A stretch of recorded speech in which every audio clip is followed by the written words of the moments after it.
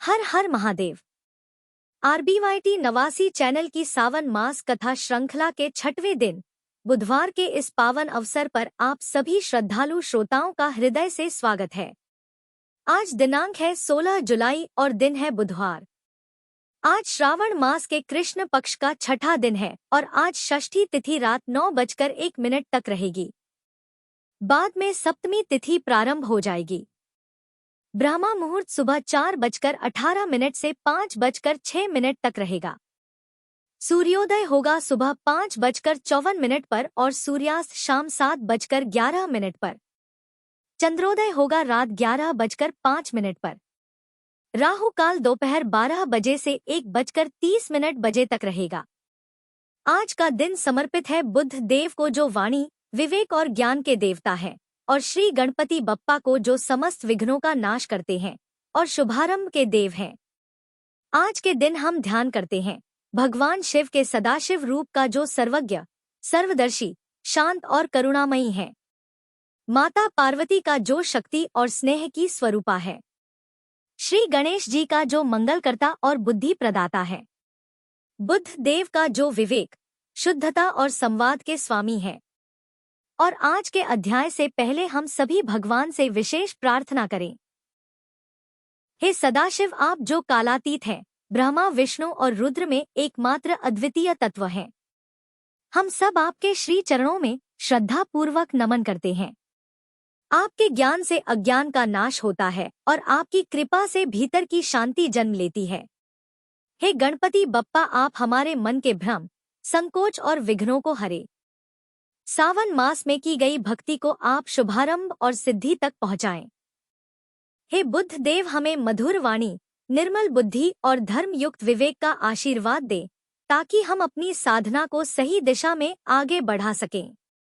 हे मां पार्वती, हमें संकल्प, सेवा और प्रेम की शक्ति दें और हमारी पूजा में आई त्रुटियों को क्षमा करें।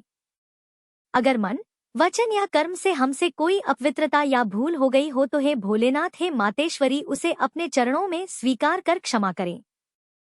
प्रिय श्रोताओं, आज की तिथि और पंचांग की जानकारी आपको इस वीडियो के अंत में मिलेगी, इसलिए आप वीडियो को अंत तक जरूर देखिएगा। अब सुनिए आज की कथा और अध्याय। पौराणिक ग्रंथों में बुधवार के व्रत की कथा इस प्रकार मिलती है। बहुत समय पहले की बात है कि एक साहूकार का नया विवाह हुआ था। उसकी पत्नी अपने मायके गई हुई थी। नया विवाह था, नई नई उमंग थी। साहूकार का परिवार भी कुछ खास बड़ा नहीं था। जो वे रिश्तेदार थे उनके घर बहुत दूर थे। अब साहूकार को अकेलापन खाए जा रहा था। उससे रहा नहीं गया और वह जा पहुंचा अपनी ससुराल। ससुराल में उसकी खूब आवभगत हुई। अगले ही दिन साहूकार ने कह दिया कि विदाई की तैयारी कर लीजिए, हमें निकलना है।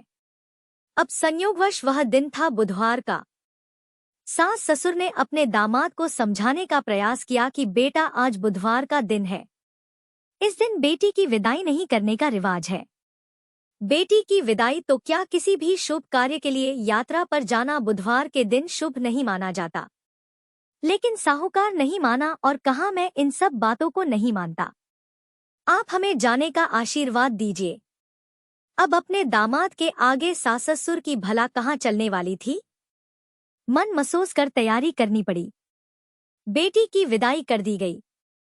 आगे चलते चलते रास्ते में साहूकार की पत्नी को जोर की प्यास लगी।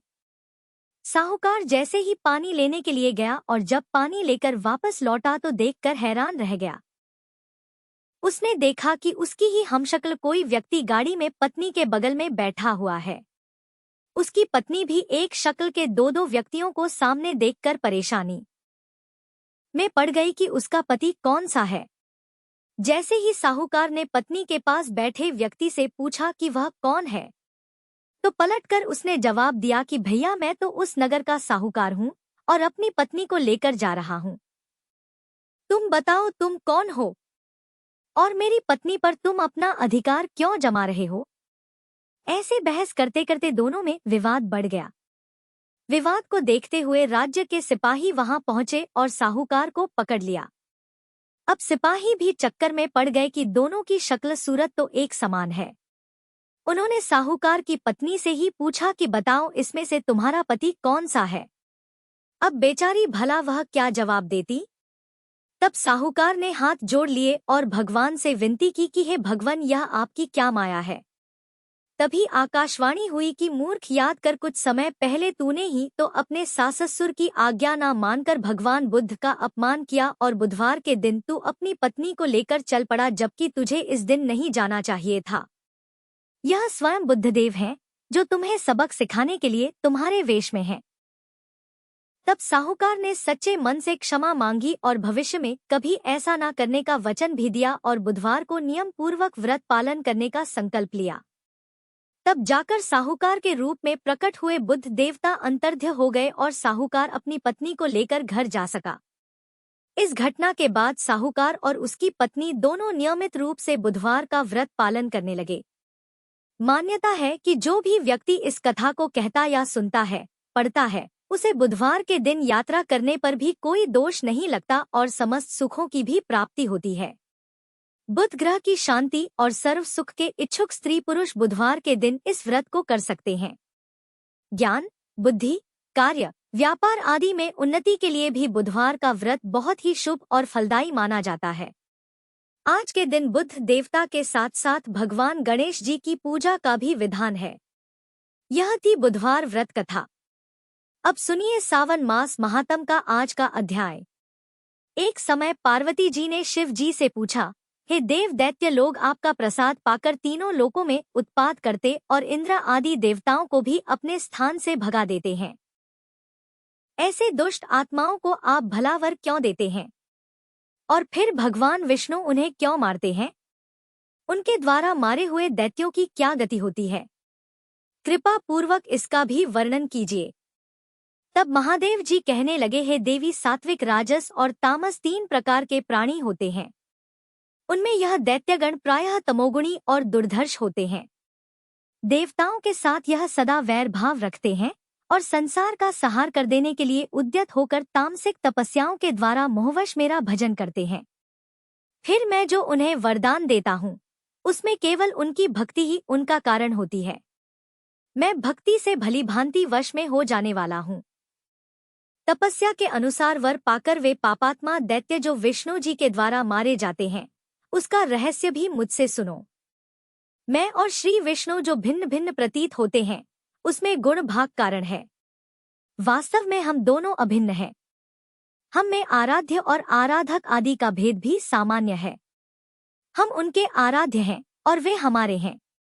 श्री विष्णु के चरणों के अग्रभाग से निकली हुई गंगा जी को मैं भक्ति पूर्वक अपने मस्तक पर धारण करता हूँ। तीनों लोकों की रक्षा के लिए उद्यत हुए श्री विष्णु ने भी चिरकाल तक मेरी उपासना करके दुष्ट दैत्यों का नाश करने वाला सुदर्शन चक्र प्राप्त किया। त्रिभुवन की उत्पत्ति के कारण भूत श्री हरि की मैं भक्ति पूर्वक आराधना करता हूँ। ठीक इसी प्रकार श्री हरि भी मेरी आज्ञा शिरोधार्य करके अजन्मा होते हुए भी जन्म लेकर संपूर्ण जगत की रक्षा किया करते हैं। हिरण्यकश्यपु दैत्य का वध करने के लिए नरसिंह शरीर धारण करने वाले श्री हरि को मैंने ही शांत किया था। इसी प्रकार बाणासुर की रक्षा के लिए त्रिशूल उठाने वाले मुझ शंकर को मनुष्य अवतार में स्थित होते हुए भी श्री हरि ने लीला पूर्वक स्तब्ध कर दिया था। मेरी महिमा और प्रभाव को बढ़ाते हुए मेरे प्रभु भगवान विष्णु नित्य मेरी सेवा करते हैं और मैं भी अनादि अनंत परमात्मा श्री हरि का ध्यान, योग और समाधि में चिंतन करता हूँ। इस प्रकार उनका और मेरा भेद वास्तविक नहीं है। मूर्ख मनुष्य ही हम दोनों में भेद और कम या अधिकता का आरोप लगाते हैं।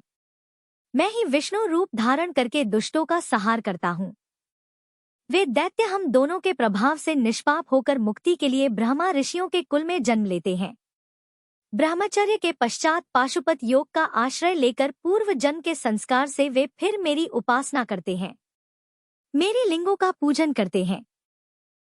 सदा एकमात्र मुझ में ही अपना मन लगाए हुए मेरे ध्यान में दृढ़ता पूर्वक स्थित रहते हैं। जो संपूर्ण जगत की अधीश्वरी तुम पार्वती की भी वंदना करते हैं, उन्हें देह त्याग के बाद मैं सारूप्य तथा सालोक्य मुक्ति दे देता हूँ। धर्मशास्त्र के अनुकूल आचार के कारण वे साधु पुरुषों और मुनियों द्वारा निंदित भी नहीं होते।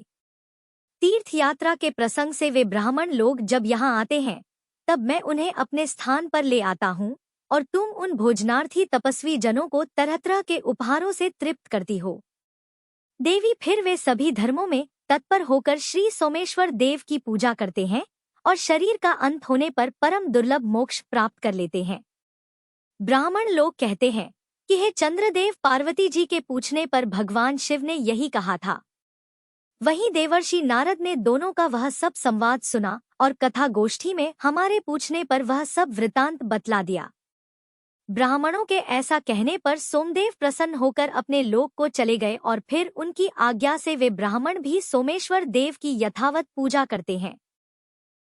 जिस मनुष्य ने सोमवार से लेकर 8 दिनों तक सोमेश्वर देव का पूजन किया है, उसने सभी प्रकार के दान और संपूर्ण महाव्रतों का अनुष्ठान कर लिया है। महादेव जी कहते हैं, हे पार्वती, कैलाश के उत्तर निषद्ध पर्वत के शिखर पर स्वयंप्रभा नामक एक विशाल पुरी है। उसमें धनवाहन नाम के एक गंधर्व राज रहते थे। उनकी पत्नी बड़ी मनोहर थी। उसके साथ रहकर वे वहां दिव्य भोगों का उपभोग करते थे। समय अनुसार उनके 8 पुत्र हुए। पुत्रों के बाद एक कन्या उत्पन्न हुई जिसका नाम गंधर्व सेना था। वह पिता की आज्ञा से बहुत सी कन्याओं के साथ तरह तरह के वृक्षों, लताओं, फलों और फूलों से सुशोभित सुंदर उद्यान में खेला करती थी। एक दिन खेलती हुई उस कन्या को देखकर उसकी माता ने पति से कहा, स्वामिन, बंधु बांधवों सहित आपका तथा मेरा भी जीवन व्यर्थ है, जिनके घर में इतनी बड़ी कन्या अभी तक अविवाहिता है। पत्नी के ऐसा कहने पर गंधर्वराज ने कहा, देवी, मैं पुत्री के लिए सुंदरवर की खोज करता हूँ। ऐसा कहकर धनवाहन ने अपनी पुत्री को पुकारा। माता पिता के बुलाने पर गंधर्व सेना तुरंत ही वहां आई और उनके चरणों में प्रणाम करके बोली, पिताजी, क्या आज्ञा है? धनवाहन ने प्रसन्न होकर कहा, बेटी, तुम्हें जो कोई वर पसंद हो तो उसे बताओ। मैं उसी गंधर्व शिरोमणि के साथ तुम्हारा विवाह करवा दूंगा। पिता के ऐसा कहने पर कन्या कहने लगी, पिताजी, क्या तीनों लोकों में मेरे रूप के करोड़वें अंश की भी बराबरी करने वाला कोई है? उसकी यह अद्भुत बात सुनकर माता पिता भौचक्के से रह गए और आपस में बोले, हमारी पुत्री ने यह अच्छी बात तो नहीं कही। गंधर्व सेना उस विशाल उद्यान में पहले की तरह अपनी सखियों के साथ खेलने में मगन हो गई। वसंत का समय था। वह झूला झूल रही थी। उसी समय गणनायक शिखंडी दिव्य विमान पर बैठा हुआ वहां आ निकला। उसने आकाश से ही उस कन्या को देखा। मध्याह्न संध्या का समय था। वह अपने विमान से उतरा और उसी उद्यान में ठहर गया। उसी समय उसने गंधर्व कन्या के मुख से यह वचन सुना कि संसार में कोई देवता अथवा दानव मेरे रूप के करोड़ अंश के बराबर भी नहीं है। तब गणनायक ने अहंकार में भरी हुई उस कन्या को श्राप दे दिया कि तुम रूप के अभिमान में गंधर्वों और देवताओं का अपमान कर रही हो। तुम्हारे शरीर में कोर हो जाए। यह शाप सुनकर वह कन्या भयभीत हो गई और साष्टांग प्रणाम करके दया की भीख मांगने लगी। उसके करुण विनय से गणनायक को दया आ गई। उसने कहा, यह तुम्हारे गर्व का फल है, इसलिए गर्व कभी नहीं करना चाहिए। हिमालय के वन में गोश्रंग नाम के एक श्रेष्ठ मुनि रहते हैं। वे ही तुम्हारा अब उपकार करेंगे। ऐसा कहकर गणनायक चला गया। गंधर्व सेना उस सुंदरवन को छोड़कर अब अपने पिता के पास आई और कुष्ठ रोग होने का सारा कारण कह सुनाया। सुनकर उसके माता पिता शोक से संतप्त हो उठे और अपनी पुत्री को साथ लेकर तुरंत ही हिमालय पर्वत पर आ गए। वहां उन्होंने गोशरंग ऋषि के आश्रम को देखा। मुनिवर गोशरंग आश्रम के भीतर बैठे हुए थे। उनका दर्शन करके स्तुति प्रणाम करने के बाद वे दोनों गंधर्व दंपत्ति उनके आगे भूमि पर बैठ गए। मुनि के पूछने पर गंधर्वराज ने कहा, है मुनिवर, मेरी कन्या का शरीर कुष्ठ रोग से पीड़ित है, जिससे उसकी शांति हो सके ऐसा कोई उपाय कीजिए। गोश्रंग मुनि कहने लगे, भारतवर्ष में समुद्र के पास सर्वदेव वंदित भगवान सोमनाथ विराजमान है। वहां जाकर मनुष्यों को एक समय भोजन करते हुए सब रोगों के नाश के लिए सोमनाथ जी की पूजा करनी चाहिए। तुम सोमवार व्रत के द्वारा भगवान शंकर की आराधना करो। ऐसा करने से तुम्हारी पुत्री का रोग नष्ट हो जाएगा। महर्षि का यह वचन सुनकर गंधर्वराज ने वहां जाने का विचार किया और गोश्रंग मुनि से पूछा, भगवान सोमवार का व्रत कैसे करना चाहिए? किस समय उसका अनुष्ठान उचित है? कृपया बताइए। तब गोशंग जी ने कहा, महाप्रज्ञ, पहले ब्रह्मा बेला में उठकर शौच आदि से निवृत्त होकर दांत साफ करें। फिर स्नान करके अपने धर्म के अनुसार नित्य कर्म करें। उसके बाद सुंदर, समतल और शुद्ध स्थान में उत्तम कलश की स्थापना करें, जिसमें आम का पल्लव डाला गया हो और जिस पर चंदन से तरह तरह के चित्र बनाए गए हो। कलश के ऊपर पात्र रखें और उस पात्र में जटा मुकुट मंडित सर्वाभूषण भूषित श्वेत वस्त्रधारी अर्धनारेश्वर शिव जी की प्रतिमा स्थापित करें। इसके बाद उमा सहित महेश्वर की श्वेत वस्त्रों और तरह तरह के भक्ष्य भोज पदार्थों द्वारा पूजन करें। बिजौरा नींबू अर्पण करें और फिर मंत्र से सब प्रकार पूजा करें। इस प्रकार कहें कि हे महादेव, आप श्वेत वृषभ पर आरूढ़ श्वेत आभूषणों से विभूषित तथा आधे शरीर में भगवती उमा से संयुक्त हैं। आपके 5 मुख 10 भुजाएं और प्रत्येक मुख के साथ 3-3 नेत्र हैं। आपको नमस्कार है। आप सर्व स्वरूप हैं। आपको नमस्कार है। इसी मंत्र से पूजन और स्तुति करके रात में भोजन करें। सोमनाथ महादेव जी का ध्यान करते हुए कुश की चटाई पर सोए। ऐसा करने पर 18 प्रकार के कुष्ठ रोगों का नाश हो जाता है। दूसरे सोमवार को करंज का दंतधावन करें, अर्थात करंज से दांत साफ करें और ज्येष्ठा शक्ति से संयुक्त शिव जी का कमल के फूलों से पूजन करके विधि पूर्वक मधुर भोजन करें। भगवान को नारंगी चढ़ाएं। शेष सारी पूजा पहले की तरह करें।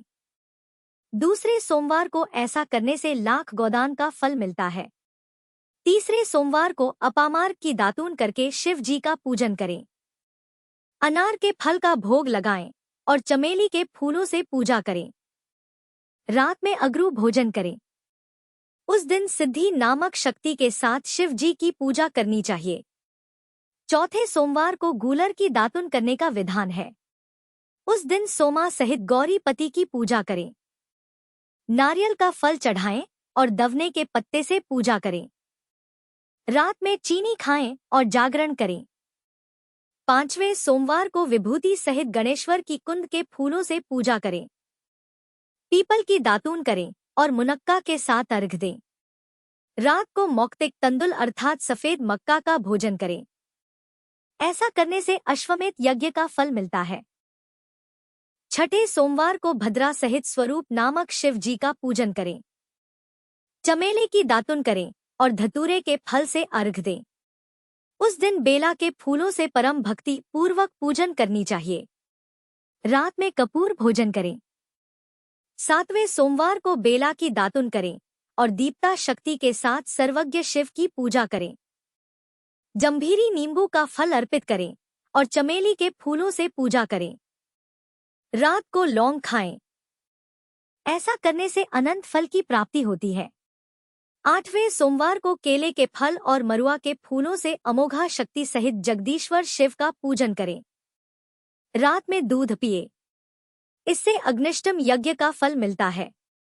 करोड़ बार गंगा स्नान करने और सूर्य ग्रहण के समय कुरुक्षेत्र में वेदवेता ब्राह्मण को 10,000 स्वर्ण मुद्रा दान करने से जिस फल की प्राप्ति होती है, वही सोमवार व्रत करने पर कोटि गुना होकर मिल जाता है। नवा सोमवार प्राप्त होने पर व्रत का उद्यापन करें। ध्वजा पताकाओं से सुशोभित गोल मंडप और कुंड बनाएं। 4 दरवाजे बनाकर मंडप के मध्य में चौकोर वेदी का निर्माण करें। उस पर मंडल बनाकर बीचों बीच कमल बनाएं। 8 दिशाओं में अलग अलग स्वर्ण सहित कलश स्थापित करके पूर्व से लेकर वाम आदि शक्तियों की भी स्थापना करें। कर्णिका में परम प्रकाशमय श्री सोमनाथ जी को विराजमान करें। श्री सोमनाथ जी की सोने की मूर्ति मनोमती नामक शक्ति के सहित स्वर्ण सया पर स्थापित करनी चाहिए। सोने अथवा रजत आदि के पात्र को शहद से भरकर उसे स्वर्ण शया पर ढककर रख दें और उसी पर शिव प्रतिमा का पूजन करें। फिर वस्त्र, आभूषण, तांबूल, छत्र, चवर, दर्पण, दीप, घंटा, चंदोवा, शया और गद्दा आदि वस्तुएं सोमनाथ जी की प्रीति के उद्देश्य से पुराण वेता आचार्य को दान कर दें। वहीं होम कराएं। पूजन करके रात में वहीं जागरण करें। अपने हृदय में सोमनाथ जी का ध्यान करते हुए पंचगव्य पीकर रहें। प्रातः काल स्नान करके विधि पूर्वक सोमदेव जी का ध्यान करें। इसके बाद दूध और चीनी से बने हुए अनेक प्रकार के भक्ष्य भोज्य पदार्थों द्वारा 9 ब्राह्मणों को भक्ति पूर्वक भोजन कराएं। 2 वस्त्र और 1 गोदान करके विसर्जन करें। इस प्रकार सोमवार व्रत का पालन करने वाला पुरुष अक्षय पुण्य का भागी होता है, धन धान्य से संपन्न तथा स्त्री पुत्र आदि से सुशोभित होता है। उसके कुल में कोई भी दरिद्र अथवा दुखी नहीं होता। इस प्रकार विधि पूर्वक व्रत करने पर मनुष्य देह त्याग के बाद अंत में शिवलोक को जाता है। महाभाग जहां भगवान सोमनाथ विराजमान है वहां शीघ्र जाओ। महादेव जी कहते हैं, गोश्रंग मुनि के ऐसा कहने पर गंधर्वराज धनवाहन अपनी पुत्री के साथ सब उपहार लेकर प्रभास क्षेत्र में आ गए। वे सोमनाथ जी का दर्शन करके आनंद मगन हो गए। यात्रा के क्रम से सोमनाथ जी का पूजन करके उन्होंने कन्या सहित सोमवार का व्रत किया। इससे उनके ऊपर सोमनाथ जी प्रसन्न हुए और उन्होंने उनकी कन्या के रोगों का नाश करके समस्त कामनाओं की सिद्धि देने वाला गंधर्व देश का राज्य और अपनी भक्ति प्रदान कर दी। महादेव जी से वरदान पाकर धनवाहन गंधर्व कृतार्थ हो गए। उन्होंने सोमनाथ जी के उत्तर भाग में दंडपाणी के समीप भक्ति पूर्वक गंधेश्वर शिव की स्थापना की। वे वर्धा से पश्चिम 5 धनुष की दूरी पर स्थित हैं। पंचमी तिथि में उनकी पूजा करके मनुष्य कभी दुखी नहीं होता। धनवाहन की पुत्री गंधर्व सेना ने भी वहीं गौरी जी के समीप पूर्व भाग में 3 धनुष की दूरी पर विमलेश्वर नामक शिवलिंग की प्रतिष्ठा की, जो सब रोगों का नाश करने वाला है। तृतीया को विमलेश्वर की पूजा करके प्रत्येक स्त्री दुर्भाग्य दोष से मुक्त हो जाती, घर में सम्मानित होती और पुत्र और संपूर्ण मनोरथों को प्राप्त कर लेती है। जय भोलेनाथ। आज का अध्याय समाप्त हुआ। अगले अध्याय में आगे की कथा लेकर फिर मिलेंगे। तब तक भक्ति में लीन रहिए। हर हर महादेव।